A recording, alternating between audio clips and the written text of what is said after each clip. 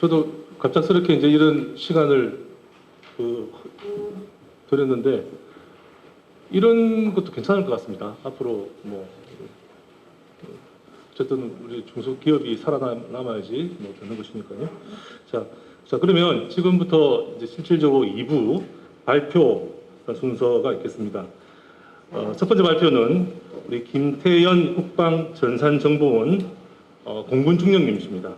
국방기획관리정보의 디지털화 주제로 발표하시는데 저희가 시간이 한정되어 있으니까 15분 기준으로 발표해 주시는 걸로 하겠습니다. 큰 박수로 맞이해 주십시오.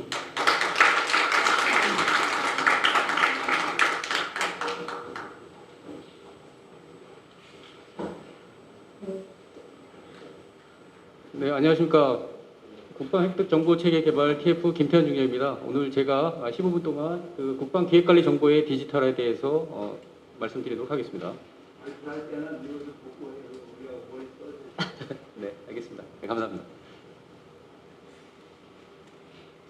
네, 순서는 개요부터 추진 내용, 그 다음에 향후 일정까지 제가 순서대로 말씀드리겠습니다. 개요 및 추진 내용으로 사업 개요부터 획득체계 구축 목표, 그리고 사업 추진 조직 등입니다. 먼저 우리 체계의 이해를 돕기 위해서 동영상 잠깐 짧게 보겠습니다.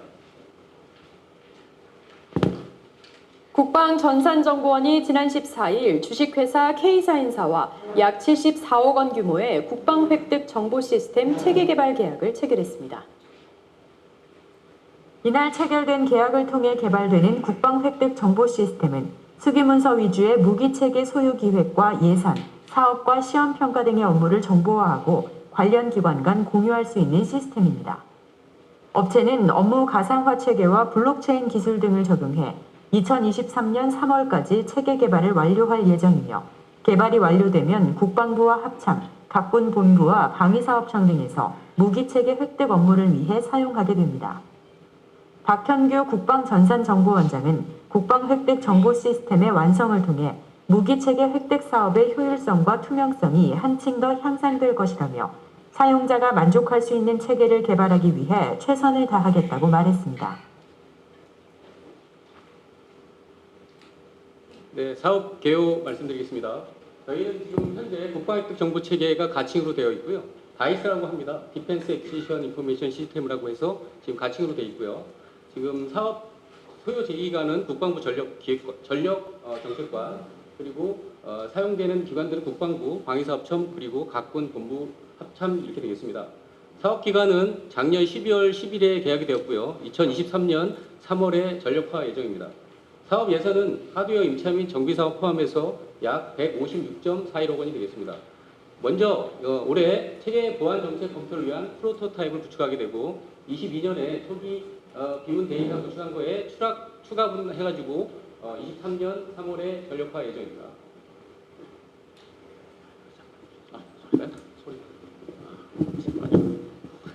네, 사업 범위입니다. 지금 현재 17개 과제에 126개 요구사항이 RFP에 나가 있고요. 지금 업체에서 소요기획 포털 7개 과제 44개 기능부터 해서 시스템 장비 구성 1개 과제 2개 요구사항이 지금 사업에 포함되어 있습니다.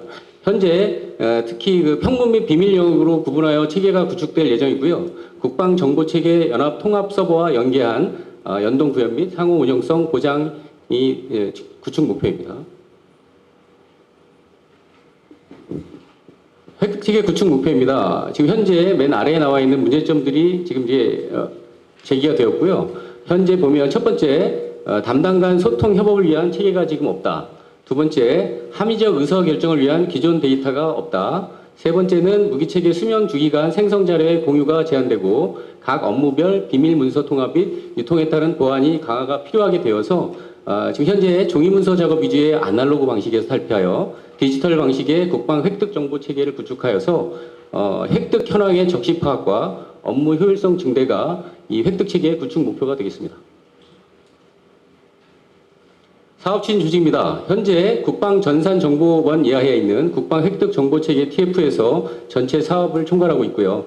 국방부 정보화기획관, 그 다음에 국방부 전력정책관에서 조정 통제를 하고 있으며 감리기관 그리고 PMO 기관과 계약을 하여 지금 관리감독 체계가 이루어지고 있습니다. 현재 사업 수행 기관에서 PM 및 각종 팀들이 지금 사업을 지금 하고 있습니다.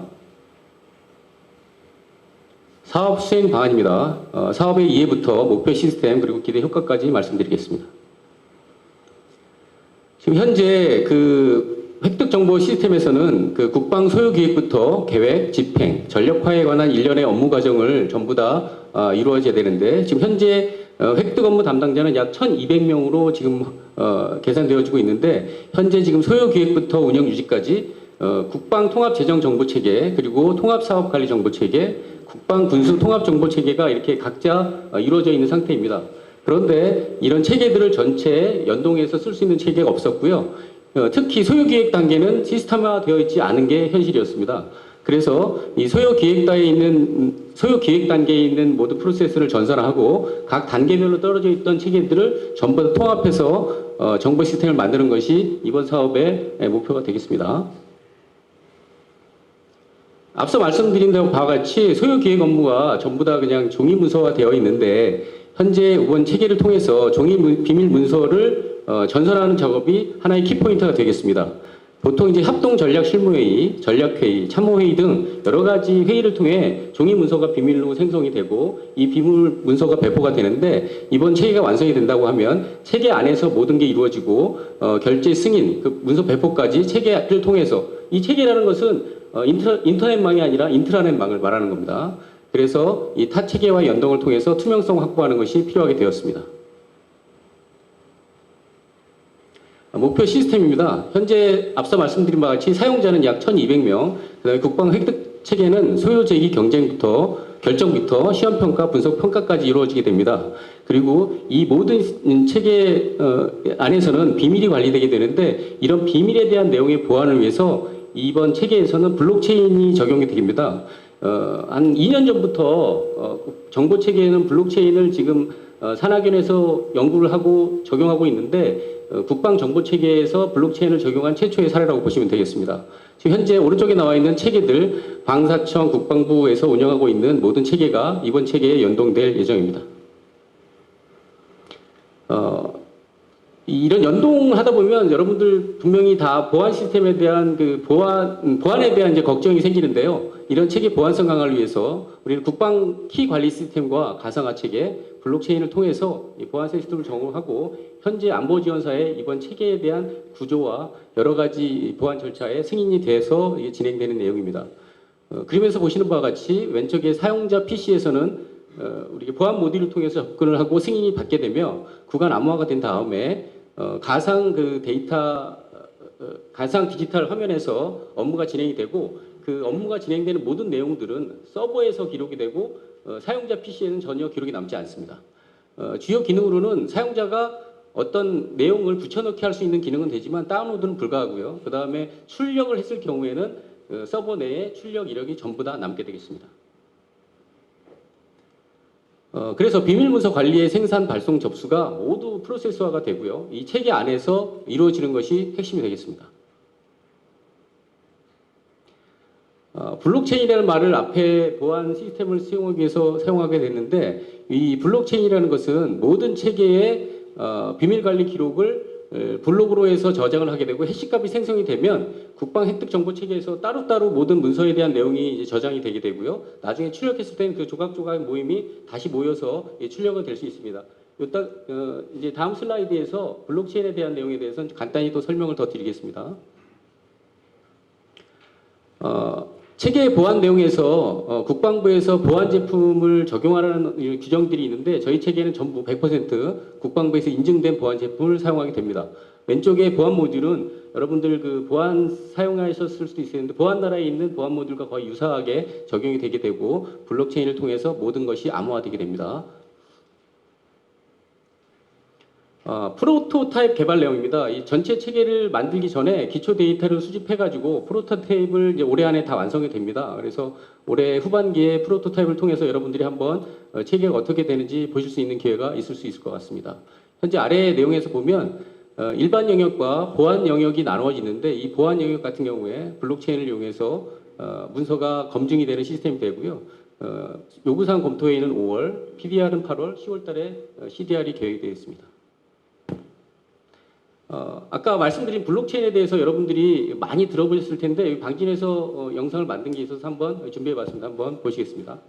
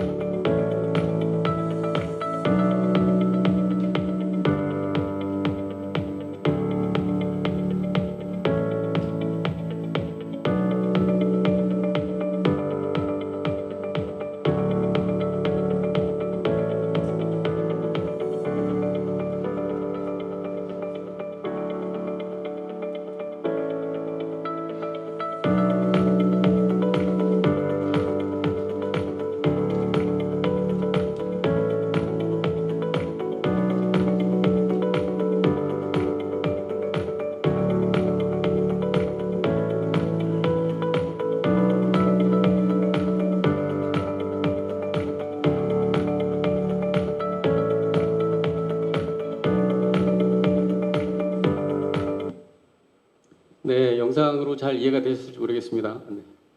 이 체계가 완성이 되면 다음과 같은 이제 기대 효과가 있습니다. 먼저 앞서 말씀드렸듯이 여러 가지 그 문서화돼 있던 비밀 그 종이 문서화돼 있던 것이 디지털화되면서 배부나 생선 이런 것들이 효과적으로 되면서 사용자가 편의성이 증대되고요. 그 다음에 데이터 같은 것들이 모두 표준화되고 표준화된 문서를 통해서 업무가 표준화가 되게 되겠습니다. 그리고 마지막으로 장기간 그 추진 경과에 대한 업무 담당자들의 관리가 좀 어려웠었는데요. 전체 그 체계를 통해서 찾아볼 수 있게 되기 때문에 추진 경과와 그 다음에 어떤 문제가 생겼을 때 그런 대처 방안이 굉장히 효율성 있게 관리가 될 수 있을 것 같습니다. 앞서 잠깐 설명을 드렸는데 향후 일정 간단히 설명을 드리겠습니다. 현재 지금 오늘 요구사항 검토를 지금 팀에서 굉장히 하고 있는데 다음 주에 시스템 요구사항 검토가 회의가 이제 업체하고 있습니다. 요구사항 검토가 잘 끝나게 되면 8월 달에 예비 검토 회의, 그다음에 10월 달에 상세 검토 회의를 통해서 올해 안에 프로토타입까지 완성이 다 되고요. 내년 초쯤 되면 여러분들이 한번 프로토타입으로 한번 운영할 수 있는 그런 기회가 있을 수도 있을 것 같습니다. 시간 관계상 제가 막 빨리 설명을 드렸는데 뭐 질문 있으면 질문 받겠습니다. 네, 국방 획득 정보 체계에 대해서 이해되는데 도움이 되셨으면 좋겠고요. 저희가 이 획득 관리 체계에 대해서 좀 더 전문적이고 투명성 있게 만들 수 있도록 원장님 이하에 우리 TF에서 열심히 노력하고 있는데 여러분들 기대 많이 해주시기 바랍니다. 감사합니다.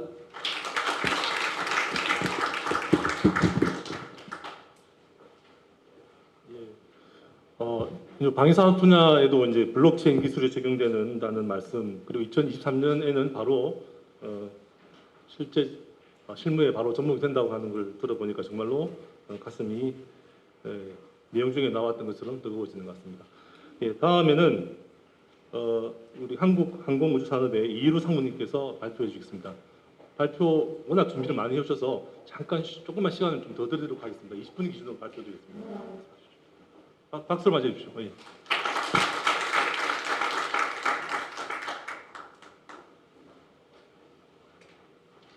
네, 안녕하십니까. 한국항공우주산업 KFX 칩 엔지니어 이희루 상무입니다. 먼저 지난 4월 9일 날 롤아웃 행사 이후에 많은 분들께서 격려의 말씀 그리고 호평을 해주셔가지고 개발자의 한 사람으로서 무지 보람을 느꼈습니다. 제가 오늘은 우리 캡 21에 적용된 디지털 엔지니어링 기술에 대해서 일단 사례 위주로 말씀을 드리겠습니다. 제 이어서 우리 다소 시스템에서 전체 개념에 대해서는 설명을 드릴 예정이기 때문에 사례 위주로 말씀을 드리겠습니다. 일단 먼저 개발에 대한 개요하고 그리고 디지털 엔지니어링에 대해서 말씀을 드리도록 하겠습니다. 제가 자료가 한 20장 정도 되는데요. 동영상 별도로 해서 한 20분 내에 끝내도록 하겠습니다. 그래서 앞에 사업 내용들은 빨리 지나가도록 하겠습니다. 네, 사업 목표는 크게 4가지입니다. 한국 공군의 전력 유지, 400배 이상 유지하는 목표의 미드급이 되겠습니다. 두 번째는 승기 비용 최소화입니다. 대략 미 국방부 조사에 의하면은 67%가 운영비가 63%가 운영비가 되겠습니다. 그 중에 상당 부분이 부품 그리고 유지 보수 비용인데 성능 개량 비용인데 최근 F-15K 개량 비용이 약 획득비의 50% 육박한다는 얘기가 있습니다. 이 부분은 적절한 합리적인 가격에 국내 가능한 시스템이 되겠습니다. 그리고 세 번째는 국내 개발하는 무장, 임무 장비를 통합이 가능하겠습니다. 마지막으로 한국이 세계적인 전투기 생산국으로 도약할 수 있는 발판이 마련되었다고 말씀드릴 수 있습니다. 사업 구도입니다. 잘 아시다시피 방위사업청에서 사업 관리를 하고 있고요. 국가연이 현재 레이더를 개발하고 있습니다. 카이는 개발 주관 업체입니다. F-35 옵셋으로 락히드가 기술 지원을 하고 있고 현재 약 50명의 엔지니어가 함께 일을 하고 있습니다. 국내외 협력업체 그리고 인도네시아의 PTDI 그리고 국내 학계 연구소에서 핵심 기술 개발에 참여를 하고 있습니다. 협력업체입니다. 국내 하나 그리고 두산 모터롤 대기업 그리고 LIG를 포함한 중견기업 그리고 많은 중소업체들이 독자 혹은 해외업체와 협력해서 개발 중에 있습니다. 일부 기술이 부족하거나 혹은 경제성 문제로 해외 직도입하는 부분도 있습니다. 예를 들어서 마틴 베이커스 공급하는 이젝션 쉿 같은 것들이 해당이 되겠습니다. 현재 사업 개발 조직입니다. 현재 저희 고정이익 사업 부분 이제 사업 부재로 해가지고 영업에서부터 고객 지원까지 일괄 지원을 하고 있습니다. 현재 11개실 43개 팀에 약 1,300명의 엔지니어가 일을 하고 있습니다. 저는 비행체 지원 체계를 맡고 있습니다. 현재 저하고 같이 일하시는 분은 약 1,100명이 되겠습니다. 판면도입니다. 아시다시피 5세대 전투기에 들어가는 형상 설계 기술을 반영을 했고요. 엣지 얼라인먼트 그리고 S 쉐입 인넷 덕트 이런 기술들이 적용이 되었습니다. 전체 길이는 약 17m로서 F-15하고 F-15K 중간 크기가 되겠습니다. 다음은 오늘의 주제인 디지털 엔지니어링에서 말씀을 드리겠습니다. 보시는 것은 KFX의 복잡성에 대해서 제가 준비를 해봤습니다. 요구도가 약 12,000개가 되겠습니다. 요구도를 레벨별로 할당을 하면 중복되는 게 있습니다만은 대략 12,000개 요구도로 구성이 되어 있고요. 그리고 가망 인증 기준인 TACC가 약 745개 정도가 되겠습니다. 하드웨어들은 도면이 약 13,800장, 스펙이 죄송합니다. 하드웨어부터 먼저 말씀드리겠습니다. 하드웨어는 엔진 그리고 임무 컴퓨터를 포함한 LRU라고 합니다. 약 550개가 되겠고요. 부적 파트가 9,000개, 그리고 스탠다드 파트, 즉 볼트, 너트, 리벳 이를 포함한 스탠다드 파트가 약 25만 개로 구성이 되어 있습니다. 그리고 소프트웨어는 카이가 개발하는 비행적 컴퓨터, 그리고 임무 시스템 소프트웨어가 있고요. 나머지 협력업체에서 약 55개의 소프트웨어를 제공을 하고 있습니다. 기술 문서는 도면이 약 13,800장, 스펙이 220종, 소프트웨어 개발 문서 320종, 그리고 서플라이 데이터가 약 7,800종이 되겠습니다. 디지털 엔지니어링 핵심이 바로 이와 같은 데이터를 싱글 소스 오브 트루스를 어떻게 만들고 그리고 형상 관리하느냐가 바로 사업의 일정, 그리고 목표, 그리고 품질을 달성하는 핵심 사항이라고 판단하고 있습니다. 이런 사항들을 착안해서 저희들은 사업 착수 이전부터 준비를 했습니다. 제가 회사 생활을 한 초기에 한 7년 동안 제가 캐드캠 업무를 한 경험을 기반으로 해가지고 사업 착수 2년 전부터 시스템 공급업체인 다소 시스템하고 협의를 해서 15년도부터 사전에 파일럿 프로젝트를 실시를 했습니다. 그리고 단계별로 시스템을 필요한 거 위주로 구축을 했습니다. 보시게 되면은 이게 이제 전체 라이프 사이클에 어떤 기능이 필요한가를 정의한 아키텍처입니다. 제가 나름 그린 것도 있는데 너무 복잡해가지고 일단 단순하지만은 핵심을 짚은 다소 시스템 컨셉을 제가 사용을 했습니다. 획득 체계는 미 국방부 획득 체계는 뭐 잘 아시겠지만은 저희의 탐색, 체계 개발, 양산, 그리고 운영으로 배치가 됩니다. 전 기간 동안에 각 기능 부서별로 기능이 필요하고요. 제가 오늘 말씀드릴 부분은 상세 설계 부분의 4가지 기능, 디지털 모컵, 펑셔널 DMU, 모델 베이스드 데피니션, 그리고 VR에 대해서 말씀을 드리겠습니다. 두 번째는 프로그램 관리에 해당하는 PLM, 그리고 IMS, 프로그램 포탈, 그 다음에 대시보드 순으로 말씀을 드리고요.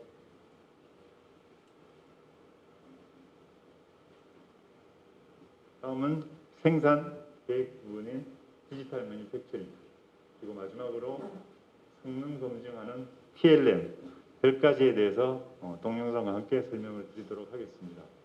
그리고 생산 실행 부분은 현재 카이가 셉이라는 프로덕트를 활용할 예정이 있고요. 그 다음에 향후에 운영, 서스테인먼트 부분은 개발을 착수할 예정으로 있습니다. 먼저 디지털 모컵입니다. 모든 파트들을 3차원 솔리드로 현재 모델링하고 있고요. 전체 파트 숫자는 약 30만 개로 구성이 되어 있습니다. 용량은 약 152GB입니다. 현재 워크세션에 이 파일을 한번 올리는데 대략 한 2시간 정도 걸립니다. 그래서 실제로 활용하기가 상당히 제한적이기 때문에 저희들은 좀 가볍게 만든 DMU를 개발해서 활용을 하고 있습니다. 줄여서 대략 한 22,000개. 왜 이렇게 많이 주냐면은 표준품을 일일이 핸들링 하면은 너무 시간이 걸리기 때문에 표준품들은 벌크로 이렇게 취급을 하게 되겠습니다. 그래서 대략 6기가 정도가 되고요. 이 디지털 모컵은 배치 설계, 간섭 검증, 총량 산출, 조립석 검증, 그리고 정비성의 핵심인 시스템이 되겠습니다. 동영상을 보여드리도록 하겠습니다. 이거는 이제 전방동체하고 조종실, 탈출 장치를 기준으로 해서 모컵을 구성하는 예가 되겠습니다. 그래서 내가 필요한 전방동체 파트리들, 그리고 임무 장비 컴퓨터, 조종실 이런 것들을 선택을 하게 되면은 이와 같은 디지털 모컵이 구성이 됩니다.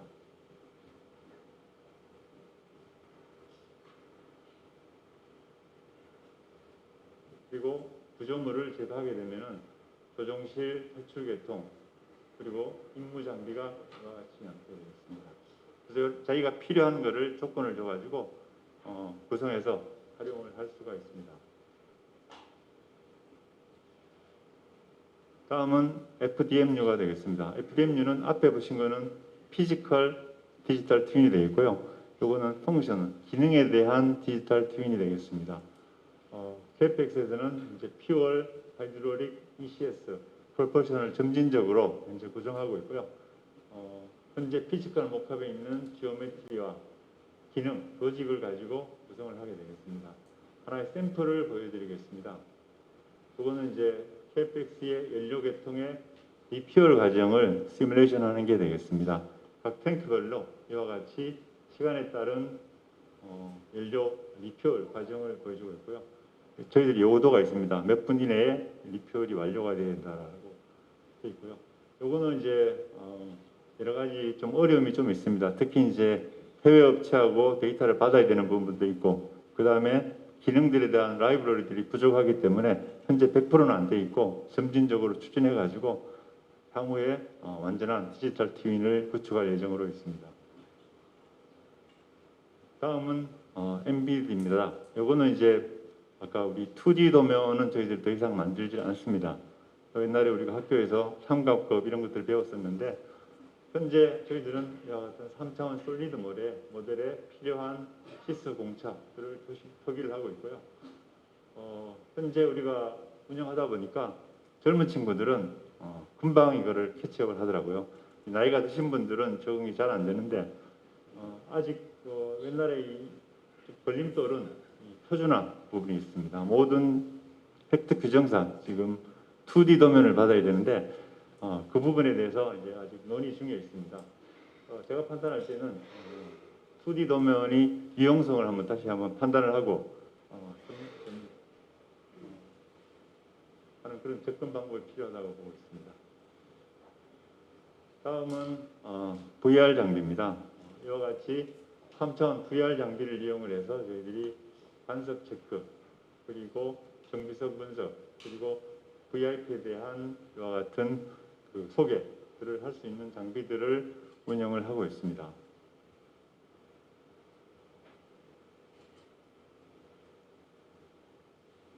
다음은 두 번째 토픽인 프로젝트 관리 부분이 되겠습니다. PLM은 아마 최근에 모든 분들이 아마 들어본 용어라고 판단하고 있고요. PLM의 기능은 크게 세 가지가 되겠습니다. 프로그램 매니지먼트, 형상 관리, 엔지니어링 체인지 관리가 되겠습니다.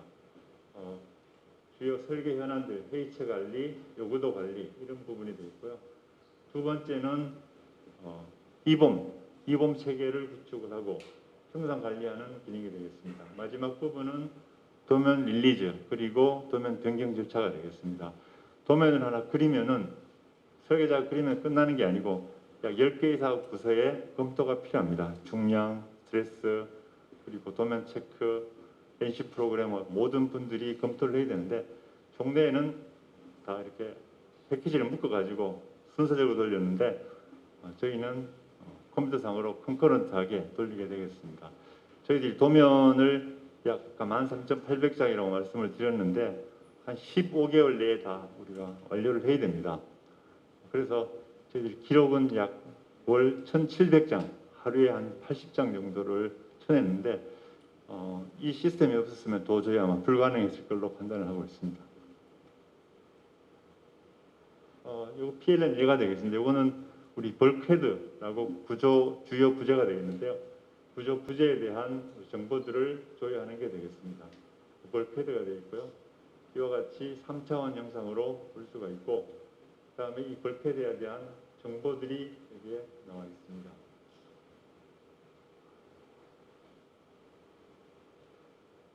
그리고 이 파트가 상위 파트가 뭔지를 조회 가능하고요.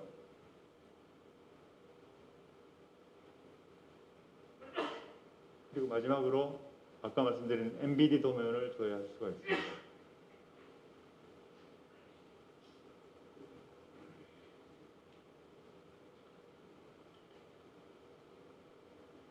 MBD 도면은 생산에서 필요한 여러 뷰를 갖다가 해서 배포를 하게 되겠습니다. 현재 카이에서는 모든 정보들을 대형 화면을 통해서 현장에 배포를 하고 있고요. 필요시 출력이 가능한 기능도 가지고 있습니다.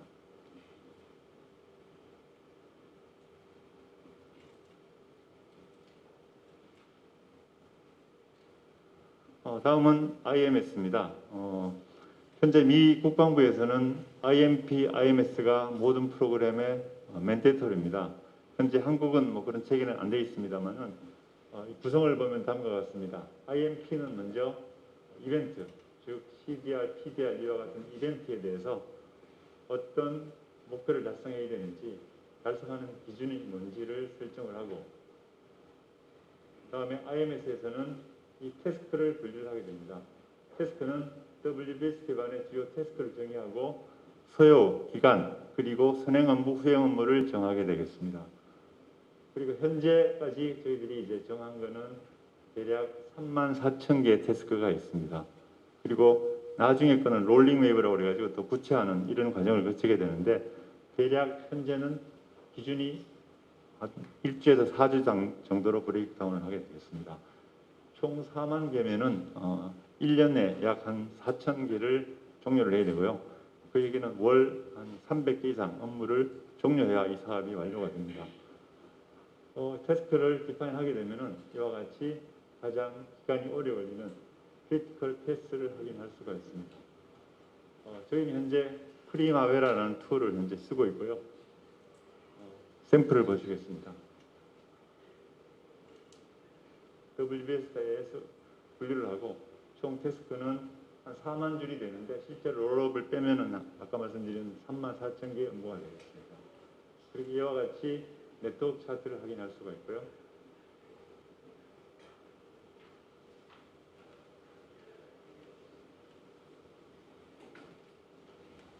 그리고 크리티컬 패스를 분석할 수가 있습니다.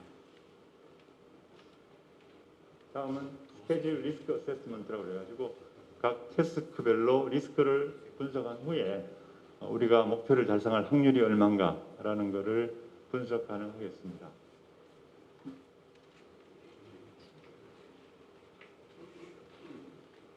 다음은 프로그램 포탈입니다. 저희 카이에서도 코피스라는 그룹웨어를 현재 사용 중에 있습니다. 그런데 이 그룹웨어는 전사를 대상으로 하기 때문에 우리 캐펙 사업 부분만을 위한 포탈을 별도로 운영 중에 있습니다. 여기에서는 주요 공지사항, 회의 일정, 그리고 설계 결과물에 대한 공유, 설계 가이드, 기술 매뉴얼에 대한 공유가 되겠습니다. 그리고 나중에 말씀을 드리겠습니다만은 여기 저희들이 이달의 엔지니어라고 성과가 우수한 사원에 대해서 시상을 하는데 공지를 해서 쉐어링을 하고 있습니다. 이게 게시판에 되겠고요. 이거는 카렌더입니다. 그래서 회의 일정을 전체 이걸로 관리하게 됩니다. 이메일로 보내는 게 아니고 항상 이걸 통해 가지고 공지하고, 기술 자료 공유, 그리고 주요 이벤트에 대한 사진들 공유, 그리고 이달의 엔지니어 보상자들에 대한 공지, 그리고 다른 어플리케이션에 대한 게이트웨이들로 활용을 하고 있습니다. 다음은 프로그램 대시보드입니다. 대시보드는 우리 자동차의 계기판하고 동일한 개념인데요. 모든 프로그램에 대한 성능, 퍼포먼스를 우리가 일목요연하게 볼 수가 있습니다. 현재 저희들은 IMS 일정, 그리고 설계 현황들, 기술 위험들, 드로잉 릴리즈, 그리고 중량 현황, 기상시험 현황들, 그리고 소프트웨어 개발 현황들을 확인이 가능합니다.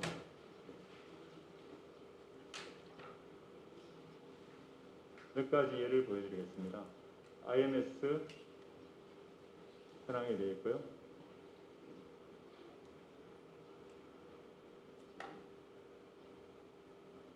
도면 출도 현황이 되어 있습니다. 다음은 중량 현황입니다. 중량 추세, 그리고 CG 위치, 그리고 기상시험에 대한 진행 현황들, 이거는 데일리 기상시험에 대한 계획이 되겠습니다. 다음은 비행적 소프트웨어 개발 진행 현황들, 그리고 문제점 현황들, 그런 것들을 거의 실시간으로 모든 사업 책임자에서부터 엔지니어들이 모니터링할 수 있는 체계를 갖추고 있습니다.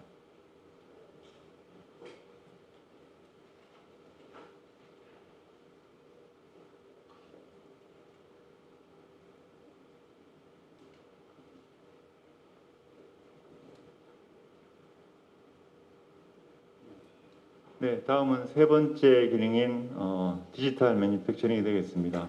일반적으로 디지털 매니팩처링 그러면은 뭐 NC 프로그래밍, 로봇 프로그래밍 이런 것들을 연상을 하는데 그런 기술들은 이미 20, 30년 전에 다 완성이 되었고요. 여기서 말씀드리는 거는 디지털 엔지니어링 봄으로부터 생산에 필요한 봄을 만들고 그 봄을 기반으로 해서 공정 설계하는 그런 과정들이 되겠습니다. 그래서 인터랙티브하게 엠봄을 만들고 그다음에 이 제품을 생산하기 위한 샵 레이아웃 그리고 공정 시뮬레이션하는 게 되겠습니다. 보시는 거는 이 캐노피 버드 스트라이크 시험체에 대한 제작 공정을 보여드리도록 하겠습니다.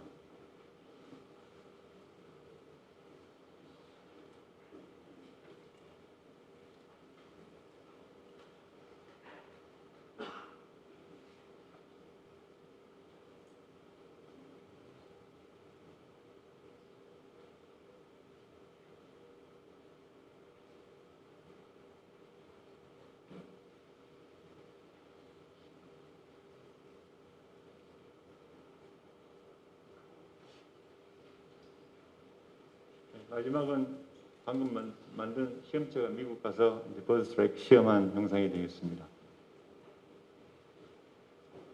예, 마지막 10번째 기능입니다. TLM입니다. TLM은 아까 말씀드렸던 12,000개에 대한 요구도에 대한 검증 과정이 되겠습니다. 모든 요구도를 PLM에 등록을 하고 그리고 시험 계획을 수립하고 그리고 2개의 이와 같은 관계를 연결한 후에 진행을 모니터링하는 그런 시스템입니다. 현재 지상 시험에 대한 시스템이 완성이 되어 있고요. 현재 비행 시험을 위한 체계가 현재 개발 중에 있습니다. 예, 결론입니다. 디지털 엔지니어링을 통해 가지고 저희 프로그램은 품질, 일정 목표를 달성했다라고 봅니다. 초과 달성했고요. 일반적으로 우리 모든 프로그램들이 사업 지연이 발생을 합니다. 여러분 아시는 F-35도 중량 문제로 약 18개월 CDR이 지연된 바가 있고요. 그리고 품질 측면에서 저희들이 여러 가지 있습니다만 3가지에 대해서 말씀을 드리겠습니다. 첫 번째는 우리 구조물의 공차들이 누적이 되면은 우리가 그라인딩을 하거나 혹은 구조 힘을 보강해야 되는 그런 절차가 있는데 KFX에서는 그런 것들이 거의 없었습니다. 그래서 우리가 레고 블락 키우듯이 맞는 그런 결과를 얻었고요. 두 번째, 와이어 하네스 아까 한 250개 된다고 그랬는데 와이어 하네스 워낙 복잡한 패스를 따라가기 때문에 잘 안 맞는 경우가 많이 있습니다. 그래서 커넥트를 현장에서 맞춤하는 그런 루즈 와이어 하네스를 해야 된다라고 락히드 엔지니어들이 주장을 했는데 그런 거 없이 완벽하게 적용을 했습니다. 그리고 마지막으로 하중 기준이 변경이 되면서 구조를 보강하는 일이 자주 발생을 합니다. 왜냐하면 워낙 가볍게 만들기 때문에 그런 일이 발생하게 되고요. 현재 디지털 목업을 이용을 해서 아주 빠른 시간 내에 그런 구조 보강이 가능한 상황이 되었습니다. 향후 과제는 말씀드린 바와 같이 PLM에 대한 2차 과제가 진행이 되고요. 그 다음에 서스테인먼트 부분에 대한 시스템을 확대할 예정으로 있습니다. 그리고 빅데이터와 같은 데이터 어널리틱을 이용해서 양산 비용 절감, 중량 절감, 그리고 시험평가 기간 단축을 추진을 하고 있습니다. 마지막으로는 제가 배운 교훈입니다. 먼저 이 시스템이 잘 되기 위해서는 리더십의 지속적인 관심이 필수라고 봅니다. 이 시스템 만들고 데이터가 들어가지 않으면은 시스템이 무용지물이 됩니다. 그래서 항상 리더들이 관리를 하고 동료를 해야 시스템이 잘 돌아간다라는 사실이고요. 두 번째는 그 디지털라이제이션, 즉 기존에 있는 프로세스를 전산화하는 그런 오류들을 많이 범합니다. 그런 접근이 아니고 시스템을 프로세스를 바꾸는 이런 노력이 필요한데 거기에 더 많은 노력이 필요합니다. 마지막 2개는 우리 다소 시스템에 좀 부탁을 드리는 사항인데요. IMS를 이제 프리마베라라는 툴을 쓰고 있는데 PLM의 핵심이 일정입니다. 그런데 이렇게 떨어지다 보니까 많은 좀 어려움이 있습니다. 그래서 이 부분에 대한 솔루션들 그리고 ALM 즉 소프트웨어 개발하는 툴 저희들이 이제 실크로드라는 툴을 쓰고 있는데 그 툴이 또 별도로 놀다 보니까 그런 거를 통합하는 데 좀 어려움을 겪고 있습니다. 예, 어쨌든 우리 캡 21 디지털 엔지니어링이 우리 사업에 아주 막대한 기여를 했고요. 미국의 공군의 획득부 차관인 닥터 윌로프가 미국 향후의 전투기를 5년 안에 개발하겠다고 했습니다. 그 핵심 기술이 바로 디지털 엔지니어링, 에자일 소프트웨어 디벨롭먼트, 오픈 아키텍처인데요. 거기까지는 안 가겠지만은 이와 같은 디지털 엔지니어링이 아마 개발 사이클을 많이 변경시킬 걸로 확신을 하고 있습니다. 이제 락히드도 우리 시스템에 상당히 관심을 많이 기울이고 있고요. 저희하고 유사하게 이제 스타 드라이브라는 이름으로 이제 추진 중에 있습니다. 앞으로도 락히드하고도 계속 협력을 해서 시스템을 한 단계 업그레이드로 하도록 노력을 하겠습니다. 고맙습니다.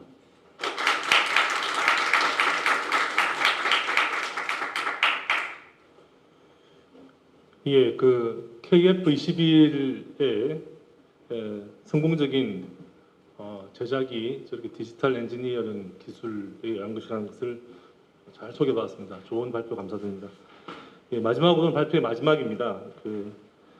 다소 시스템 코리아의 김종국 대표님께서 발표해 주십니다. 나와 주시기 바랍니다.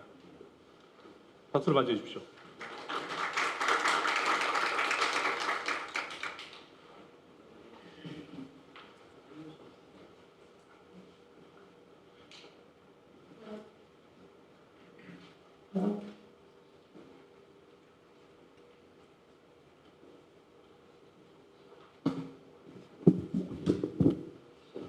예, 안녕하십니까. 다스시스템 김종국입니다.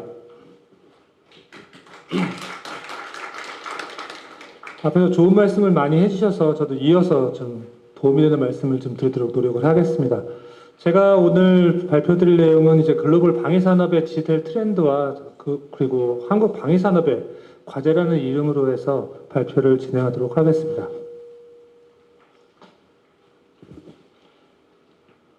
세부적으로는 지금 글로벌 항공 국방 산업의 디지털 트렌드와 좀 선진사 동향을 좀 말씀을 드리고 그에 이어서 이제 디지털 혁신을 도움드릴 수 있는 솔루션 그리고 마지막으로 국내 방위 산업 디지털 트렌드 사례랑 저희가 함께 고민해 보아야 한 과제에 대해서 좀 언급을 드리도록 하겠습니다. 시작에 앞서 먼저 디지털 트랜스포메이션, 디지털 혁신 이런 것들에 대해서 저희가 많이 얘기를 하고 있지만 그리고 많은 단체에서도 보시는 바와 같이 여러 가지로 정의를 하고 있습니다.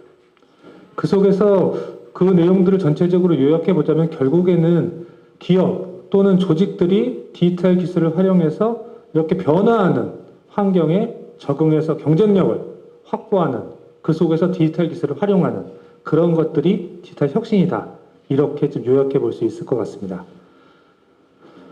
이러한 디지털 혁신은 유형과 기술을 볼 때 한 5가지 고도화 단계로 좀 나눠볼 수 있을 것 같아요. 그래서 가장 기본적인 기존에 문서화되어 있는 종이 문서화되어 있는 것들을 디지털화하는 그런 것들을 시작으로 해서 이제 본인이 여태까지 했던 일들에 대한 자동화 그리고 협업 서로 유관 부서, 유관 조직과의 협업에 대한 디지털화 그리고 디지털 트윈이죠. 물리적 현상에 대한 디지털화 그리고 궁극적으로는 빅데이터, AI, 디지털 트윈들이 접목된 우리가 알고 있는 지식과 경험에 대한 디지털화 이런 형태로 해서 점점 고도화되어 있고 각 조직과 회사마다 수준은 다 차이가 있을 거지만 궁극적으로는 5단계를 향해서 다 같이 달려나가고 있다고 생각을 하고 있습니다. 국방항공 디지털 트랜스포메이션 트렌드를 저희 딜로이트에서 2019년에 저희 지금 산업혁명 4.0이죠. 인더스트리 4.0과 연관지어서 항공 국방 산업의 4.0이라고 정의를 한번 내린 적이 있습니다. 거기에 내용을 보면 4가지 핵심 영역으로 구분이 되어 있는데요. 첫 번째가 이제 비에자일입니다. 당연한 얘기지만 제품은 점점 복잡해지고 고객의 요구도는 이제 자꾸 바뀔 수 있고 계속 저희에게 필요한 주어진 시간은 점점 짧게 됐기 때문에 저희가 디지털 기술을 활용을 해서 개발을 가속하지 않으면 그것들에 대해서 대응하기가 점점 어려워지는 상황이 된 거죠. 또 하나는 새로운 비즈니스 모델을 발굴하는 겁니다. 아무래도 디지털 기술을 많이 활용을 하다 보면 더 많은 데이터가 축적이 되고 있는데 이러한 데이터를 단순히 개발에만 쓰는 게 아니라 새로운 비즈니스로 활용하는 것도 저희가 고민을 해봐야 될 것 같습니다. 세 번째는 공급망과의 이제 긴밀한 협업이 되겠습니다. 제품이 복잡해지기 때문에 더 이상 OEM 혼자서 모든 걸 할 수 없습니다. 아까 KF21에도 수많은 서플라이어와 협력업체가 존재하듯이 그런 공급망들과 밀접하게 접촉하고 밀접하게 협업을 해야 되는데 이러한 협업을 과거의 방식, 메일을 보내고 문서를 보내고 제품을 보내고 이런 것들이 아니라 디지털 기술 기반의 3D 이런 디지털 모델을 기반으로 협업을 하는 것이 앞으로 저희가 지향해야 될 디지털 혁신이지 않을까 싶습니다. 그리고 맨 마지막으로는 디지털 보안입니다. 아까 첫 번째 발표자께서 저희 블록체인 얘기하셨었잖아요. 보안의 중요성. 마찬가지로 저희가 디지털 기술을 많이 활용하면 할수록 보안에 대한 문제점도 저희가 함께 계속 고민해야 될 부분이라고 생각을 합니다. 이러한 디지털 트랜스포메이션을 하기 위해서는 그 세 가지 추진 요소가 있다라고 보고 있습니다. 첫 번째는 방산 제품의 스마트화입니다. 제품을 스마트하게 개발하기 위해서는 저희가 더 많은 다양한 아이디어와 기술들을 활용해야 될 거고요. 또 하나는 방산 제품과 서비스의 연계입니다. 그 얘기인즉슨 저희가 초기에서부터 고객, 저희한테는 군 사용자가 될 수 있겠는데요. 그런 분들과 좀 더 많이 접촉하고 많이 시연하고 활용함으로써 피드백을 적기적기 반영을 해서 제품의 목표와 우리가 계획했던 임무를 완수할 수 있는 제품을 개발하는 거고요. 세 번째는 방산 디지털 플랫폼입니다. 저희가 체계 개발 기간 동안 많은 디지털을 통해서 제품 개발했던 그러한 데이터들을 저희가 축적하고 활용할 수 있는 디지털 기반의 플랫폼도 저희가 갖추어야 된다고 생각을 하고 있습니다. 그럼 이러한 디지털 트렌드에 맞춰서 여러 선진사들은 어떻게 하고 있는지에 대해서 간단히 한번 짚어보도록 하겠습니다. 아까 KF21에서 언급됐던 이제 락히드 마틴입니다. 락히드 마틴은 디지털 테페스트리와 디지버스라는 개념을 가지고 디지털 혁신을 계속 해오고 있었는데요. 디지털 테페스트리는 종적으로는 BOM 간의 연속성, 그리고 횡적으로는 봄의 연속성, 종적으로는 3D 기반의 협업을 중심으로 해서 얘기를 해왔고, 디지버스라는 개념을 통해서 제품에 대한 디지털 클론, 그리고 공장에 대한 생산 라인에 대한 디지털 트윈, 이런 것들을 통해서 디지털 혁신을 진행해 오고 있습니다. 또 하나는 조금 전에 이희루 상무님께서 말씀 주셨던 스타드라이브랑 연관된 내용입니다. 자랑스럽게도 이 락히드 마틴이 재작년에 본인도 이제 인테그레이티드 디지털 엔바이러먼트, 통합 디지털 환경 기반으로 모든 4세대 제품들을 개발하겠다라고 선언을 하고 지금 현재 시스템을 개발하고 있는데, 이거에 대한 이니셔티브는 반대로 저희가 준 겁니다. 카이에서 활용하고 있는 디지털 기반의 혁신의 모습을 보고 락히드 마틴이 반대로 우리도 저렇게 하는 게 맞겠다라고 해서 기존에 아까 앞에 봤던 디지털 테페스트리랑 디지버스라는 개념을 포함한 이제 풀 디지털 환경을 구축하겠다라고 정의를 해서 지금 저희 다소 시스템과 함께 열심히 시스템을 구축을 하고 있습니다. 또 하나는 에어버스 사례입니다. 에어버스는 항공사지만 여러 가지 방산 제품도 같이 개발하고 있는 회사인데요. 이 에어버스에서는 디지털 시대의 여러 패러다임이나 국방산업의 챌린지 이런 것들을 고려를 할 때 디지털 기반으로 제품을 개발하는 게 맞다. 그리고 디지털 연속성이 보장이 되어야 된다. 그리고 디지털 기반의 생산을 해야겠다. 이런 세 가지 목표를 바탕으로 DDMS, 디지털 디자인 매뉴팩처링 앤 서비스라는 어젠다를 가지고 앞으로 에어버스의 새로운 차세대 제품들은 모두 이 DDMS 기반으로 만들겠다고 정의를 하고 진행을 하고 있습니다. 그리고 세 번째는 다스항공입니다. 한 장이 더 넘어갔네요. 네, 다스항공입니다. 다스항공은 다른 앞에 두 회사 다르게 조금 3D 모델 기반의 혁신 활동, 그리고 빅데이터, AI 이 부분에 대해서 리더십을 가져가겠다라는 목표를 해서 디지털 플랜이라는 이제 캐치프레이를 가지고 디지털 혁신을 진행을 하고 있습니다. 여기에 특징적인 것은 이제 2019년이죠. 파리 에어쇼 때 이게 공식화된 부분인데요.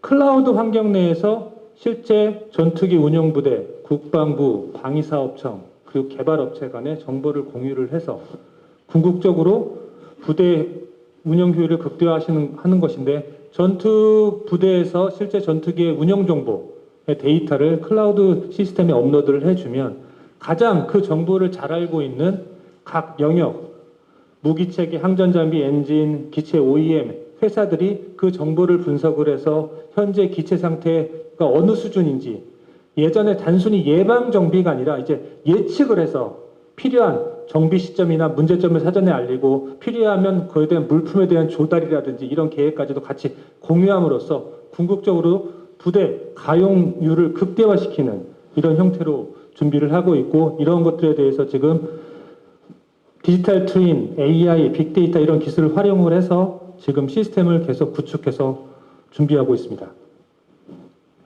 네 번째로는 디지털 엔지니어링, 미 국방부에서 정의한 디지털 엔지니어링입니다. 디지털 엔지니어링은 모델 기반의 기술이랑 디지털 사례, 컴퓨팅 인프라 이런 것들을 통해서 신속하게 솔루션을 제공을 하는 것인데, 미 국방부에서는 앞으로 향후 모든 사업에 이 디지털 엔지니어링 방법론을 적극 도입하겠다라고 정의를 했고, 궁극적으로는 디지털 엔지니어링을 하는 회사와만 체계 개발 사업을 하겠다라는 방향성을 가지고 움직이는 것으로 알고 있습니다.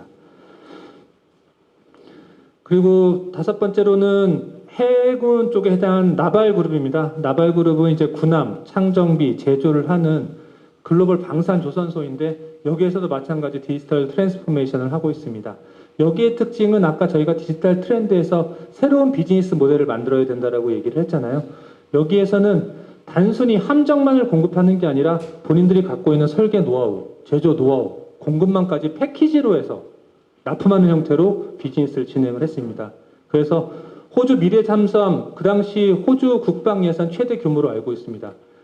그 프로그램을 체결을 해서 새로운 호주 국방 쪽에도 도움이 되고 이 나발 그룹 쪽에도 도움될 수 있는 이런 윈윈할 수 있는 사업구들을 만들어내고, 그 외에도 본인들에 대한 경험을 활용한다던가 시스템 엔지니어링, 그리고 정비에 대한 자동 예측 시스템, 그리고 3D 프린팅, 증강현실, AR과 같은 최신 디지털 기술 이런 것들을 모두 활용할 수 있는 다양한 디지털 형식을 이 나발 그룹에서는 진행을 하고 있습니다.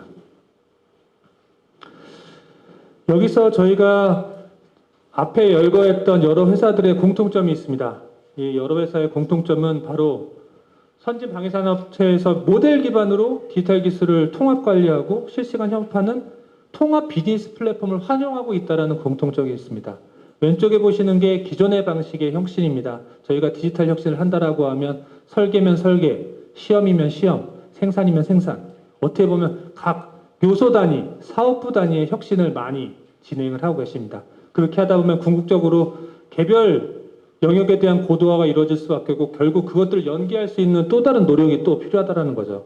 하지만 앞에 보여드렸던 여러 회사들은 통합 비즈니스 플랫폼 기반으로 모든 데이터들이 단일화된 소스와 디지털 연속성, 모델 기반, 실시간 협업이 보장되는 환경 속에서 각 유관 부서들이 다 함께 협업하고 있다는 그런 차이점을 느낄 수 있습니다.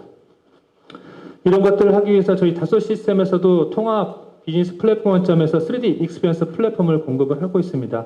이 플랫폼에서는 여러 제품 개발 전 영역에 거쳐서 설계, 시험, 생산, 서비스에 이르기까지 모든 영역을 커버할 수 있는 솔루션으로 각 산업별로 특화된 솔루션을 별도로 제공을 하고 있고, 아까 KF21에서 사용했던 이런 저희가 가지고 있는 다양한 솔루션들을 제공해 드리고 있습니다. 이런 솔루션들은 각 영역별로 세부적인 프로세스로 정의되어 있고, 이러한 프로세스들은 선진업체에서 활용됐던 다양한 업무 경험과 노하우들이 함께 포함되어 있는 그런 솔루션이라고 생각을 하시면 될 것 같습니다. 이런 솔루션을 통해서 궁극적으로 저희는 개념 설계에서부터 운용까지 50% 이상의 개선 효과가 있다라고 저희는 보고 있습니다. 그리고 실제로 전 세계 다양한 항공, 국방, 우주, 산업 업체들이 저희 플랫폼 기반으로 다양하게 디지털 혁신을 하고 계십니다. 국내 사례를 한번 보도록 하겠습니다. 국내 지상방산입니다. 지상방산 H사는 처음 국내 최초로 DB 기반의 CAD를 도입한 회사입니다. 당시 최초의 목적은 보안, 아무래도 방산 기업이다 보니 파일 유출에 대한 이런 보안들을 막고자 데이터베이스 기반의 CAD를 도입을 해서 운영을 하고 있었고요. 그냥 이러한 것들에 대해서 단순히 로드맵을 한 것이 아니라 R&D 디지털 혁신 로드맵을 수립을 해서 그 첫 단추로 제품 개발 정보 통합 관리를 위한 플랫폼 기반의 PLM 시스템을 구축을 했고요. 그리고 그에 이어서 지금 생산 분야 확대 적용을 위해서 올해 저희와 함께 이런 부분에 대한 구체화 작업을 함께 진행을 할 계획입니다. 항공관상 K사입니다. 아까 이루 상무님께서 충분히 설명해 주신 것 같습니다. 그것들을 결국에 요약해 보자면 통합 비즈니스 플랫폼 기반의 운영 시스템을 이용을 해서 설계, 해석, 시험, 생산까지의 모든 영역들이 최신 IT 기술을 활용을 해서 체계 개발 단계에 맞춰서 지속적인 혁신 활동을 하고 계신 거고요. 그 속에는 3D 마스터, 모델 베이스, 싱글 소스, 디지털 협업 이런 것들을 통한 디지털 컨티뉴이티가 다 보장이 되어 있는 상태에서 지금 KF21은 열심히 개발이 되고 있습니다. 여기에서 아까 3D 도면 얘기가 잠깐 나왔었잖아요. 아까 말씀하셨던 것처럼 KF21 보라면은 2D 도면이 아예 없습니다.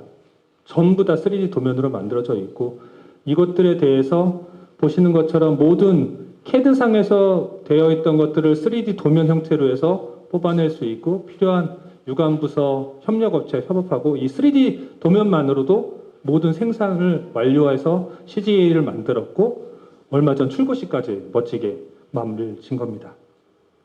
이렇게 3D 도면을 만들기 위해서는 규정도 사실 필요합니다. 그래서 예전에 없던 저 5항의 MBD 및 3D 도면 작성법이라는 건 예전에 없었던 부분인데 이런 KF21 사업을 통해서 저희가 진행을 하기 위해서 카이와 방사청과 협의를 통해서 보시는 것 같은 이제 5절의 항목이 추가되었고요. 하지만 안타깝게도 최종 납품물은 아직까지는 2D 도면입니다. 아까도 그 얘기가 있었죠. 이런 것들은 아직 저희가 이제 정식 규격화 도면을 납품해야 될 시점이 도래하고 있는데 이런 것들도 같이 협의를 통해서 어떻게 기존에 자산화시킨 디지털 데이터를 정부 납품물로 어떻게 효과적으로 공급할 수 있는지에 대해서는 지속적인 논의가 필요할 것 같습니다. 마지막으로 앞에 저희가 설명드렸던 여러 가지 디지털 트렌드, 선진사 사례, 그리고 통합 비즈니스 플랫폼, 국내 사례 이런 걸 고려를 할 때 저희가 생각해야 될 부분은 저희가 국내 방위산업이 글로벌 경쟁력도 확보하고 지속적으로 성장을 하려면 디지털 혁신은 반드시 해야 되는 부분이라는 거죠. 이제 피하면 안 된다는 거죠. 더 이상 저희가 2D 아날로그 방식으로는 더 이상 사업을 영위할 수 없는 것이고 그 혁신도 사업부별 개별 혁신이 아니라 전사 관점에 통합적인 관점에서의 혁신으로 이루어진다라고 생각이 들고요. 그리고 아까 전 페이지에서 잠깐 언급드렸던 것처럼 그리고 미 국방부에서 디지털 엔지니어링을 통해서 업계 디지털 혁신을 촉진하듯이 저희 정책과 규정도 업계가 디지털 혁신을 할 수 있도록 촉진하고 지원할 수 있는 그런 체계로 함께 개선해 나가는 것도 필요하다고 생각이 듭니다. 시간을 최대한 빨리 하려고 노력했습니다. 예, 감사합니다.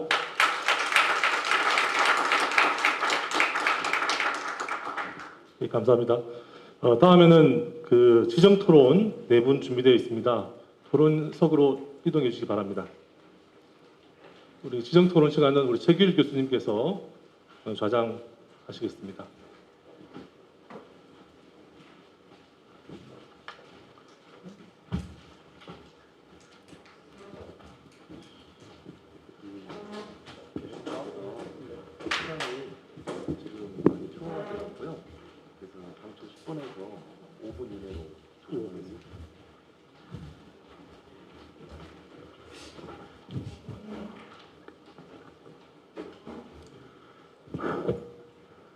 안녕하십니까. 상지대학교 최기일입니다.